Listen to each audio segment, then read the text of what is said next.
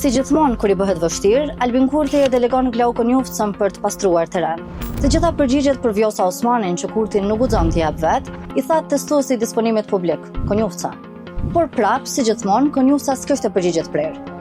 Fillimisht tha se Osmani behane nuk kishte, por çështja ishte se nuk I patën votat për ta zgjedhur. Cilat vërtet ishin mundësitë e zgjedhjes saj, sidomos në relacion me premtimin që ose spekulimet për rreth votës blanko të LDK-s, të Lidhjes Demokratike. Kjo për asnjë moment nuk ka qenë e vërtetë, mendoj unë. Nuk kishte asgjë të sigurt. Ndërkohë vjen versioni I dytë. Pse më dhon një presidente e cila në forumet tona më të rëndësishme, nështë jo veç brenda, nështë edhe jashtë, mundet me godit qeverinë të cilën e ka zgjedhur populli I Kosovës me 51% fund fundit. Pra s'ka qenë çështje votash, por s'keni dashur ta zgjidhni se ju ka shar. Nuk ja ke borxh më dhon 10 vite për president.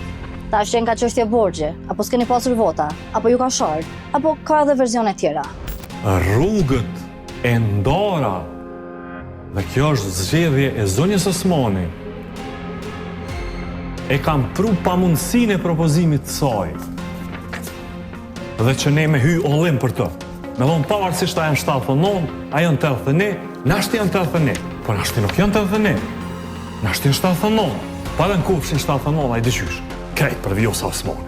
Zotri Konjufca, ishte mungesa e votave të LDK-s, apo pamundësia, apo thjesht se s'ja keni borxh, apo goditjet që ju ka bërë Osmani qeverisë në kuvend, apo ato që do të mund t'ja bënte deri në 2030, apo ajo çfarë ka thënë në forume ndërkombëtare.